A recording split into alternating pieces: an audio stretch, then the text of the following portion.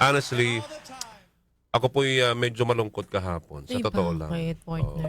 Siyempre, problema tayo. Mm-mm. Nandyan yung examination na naman, partner. Ang mga bata, di ba? Oo, yan naman yung mga Examination, Judith, tuition fee. Correct. Dalawa ho ang kolehiyo namin. Sabi ko nga sa inyo, ang totoong broadcaster, hindi ho mayaman. Tandaan nyo yan, ha?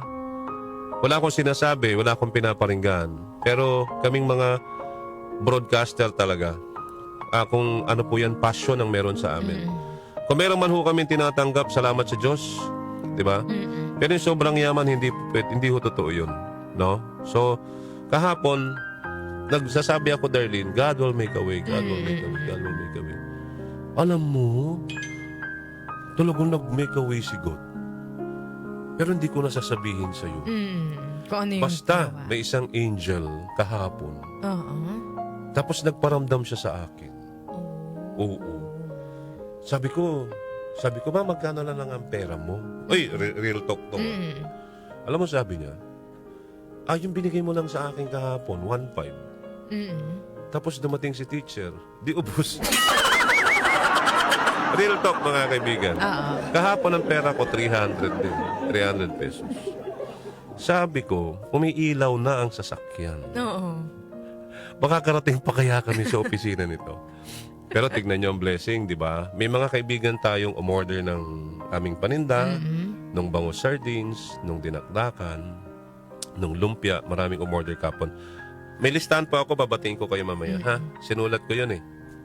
Sinulat ko sa likod ng headlines ni Jackie.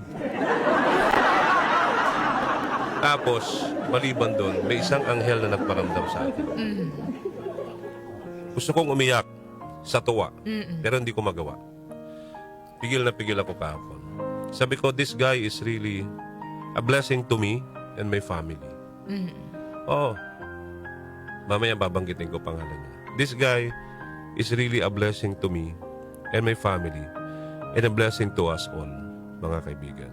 Especially this station. Okay? So mamaya na, ha? Dito tayo. May isa hong pulubi, mga kaibigan, na humihingi po ng pagkain. Nakaka-relate ako dito sa story dun sa sinabi ko sa'yo. Because this guy considered me as a brother. Brother sa Christian community natin. He really is a brother. Okay? Now, this is the story. Isang pulubi ho ang nangihingi po na mamalimos po ng pagkain doon sa isang tao, no, na may kaya naman. Sinabihan po siya nung tao, okay, nangihingi ka ng pagkain. Halika, doon tayo sa likod bahay. Okay? Doon tayo sa likod bahay, sabi niya. Paupo ka dyan. Pinuupo niya, partner, sa likod bahay. Pinuupo lang niya doon sa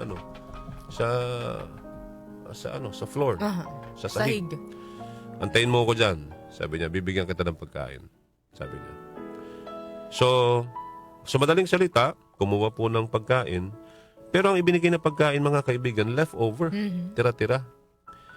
Di, dala niya yung pagkain. Yan, pinunta niya na, ito na yung pagkain mo. Eka. Tapos, sabi niya, sige ha. Bago tayo kumain, magdadasal muna tayo ha. Sabayan mo ako. Sabi niya, sige po. Sabi naman po nung pulubi. Kasi taga-kalsada lang eh. Sabi niya, Our Father in Heaven. Sabi niya, Darlene. Nagganon si yung nagbigay ng pagkain. Our Father in Heaven. Sabi niya. Sumagot naman ngayon yung pulubi. Sabi niya, Your Father in Heaven. Napakamot ulo yung lalaki. Ang sabi niya, sabayan mo ako, Our Father in Heaven. Sabi niya, Your Father in Heaven. Sabi na naman Nung pulubi. ng pulubi. So medyo nairita na yung lalaki. Sabi niya, ano ba to? Hindi your Father in Heaven, dapat our Father in Heaven. Kasi yung the Lord's Prayer. Sir, sabi niya, sandali lang po ha. Sabi niya, kasi ganito ho yun eh. Kung sasabihin ko pong Our Father, dapat magkapatid tayo. Brothers tayo. Kasi pareho dapat na tatay natin, di ba?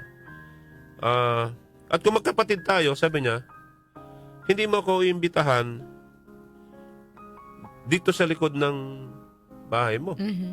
Imbitan mo ako sa, Loob patadaanin ng mo ako sa harap. Mm. At sabi niya, maliban doon, papaupuin mo ako sa hapagkainan, sa dining table. Tama? At i-offer mo sa akin, i-offer mo sa akin yung yung pagkain na kinakain mo. Hindi tira-tira. Hindi tira-tira, sabi niya, di ba? So, pwedeng tatay mo siya, father mo siya. Pero ako hindi, sabi niya. Nag-gets niyo yung punto. Di ba? Correct. Nag-gets niyo yung point? Reality, di ba? Grabe, no? Parang mapapahiya ka. Tama nga naman siya. Di ba? O-offeran mo ko ng tira-tira mo, yayayain mo kong magdasal bago kumain at sasabihin natin, Our Father. Samantalang, doon mo ko pinapakain kung saan mo pinapakain yung aso? Sa sahig? Hindi ba? Amen ba yun? Amen! Sana may natutunan po tayo sa umagang ito. No? Ito po yun yung nakita ko dito, partner Kung totoo nating, we consider whether it is mahirap o mayaman, a brother, di ba? Oo. A brother na itinuturo sa atin ng Panginoon Diyos, we should have shared what? Genuine love, mga kaibigan. Respect and equality, sabi nga ho, on the basis of anumang race siya. Di ba? Mayaman, mahirap, edukado o hindi. Because all of us are created by one Father, one God. We belong to one race, mga kaibigan. Di ba? The human race. Alright? Yung nga lang tayong mga tao ang gumawa ng sarili nating class distinctions, kung tawagin. May Class A, Class B, Class C, Class D, E. Di ba? Pero, di ba, even in you are in Class A, yun ang maganda sa Panginoon Pantay-pantay ang pagtingin niya sa atin. Di po ba? Wala hong favoritism, mga kaibigan. So, dapat, kung may mga ganyan, ang example lang sa atin, kung tutulong ka na rin lang, kapatid, busugin mo na. Diba? Busugin mo na. Yung mabubusog siya pag tayo tumulong. Huwag yung utay-utay. Diba? Para lang sabihin, binigyan mo ng 20 pero pinicturan mo. Tama ba yun? Diba? Tumulong ka nga, Darlene. Pero naka-Facebook ka naman. Correct. Naka-FB Live ka. Alam niyo yung mga vlogger? Diba? Yung estilo ng mga vlogger, natutulong sila pero sila po yung naka-Facebook. Mga ipokrito. Diba? Tandaan po natin ito. Ang sinasabi sa Hebrew, and do not forget to do good, mga kaibigan, and to share with others, for with such sacrifices, God is pleased. Di ba? Yun po, mga kaibigan, ha? Do not forget to do good and to share with others, for with such sacrifices, God is pleased. At ang balik niyan, sabi nga namin sa inyo lagi, ay siksik, digdig, umaapaw na biyaya mula ho sa Panginoon. Alright? So kung tutulong din lang tayo, ipapublish nyo rin lang naman at yung para lang maging popular kayo, ilubos-lubosin nyo na. Todohin nyo na, di ba? Kaysa naman utay-utayin nyo para lang kumita kayo.